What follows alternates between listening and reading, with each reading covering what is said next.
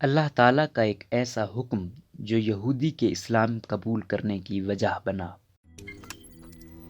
روزنامہ قدرت کی ویڈیو دیکھنے کے لیے ابھی یوٹیوب چینل پر سبسکرائب کریں اور بیل آئیکن پر بھی کلک کریں۔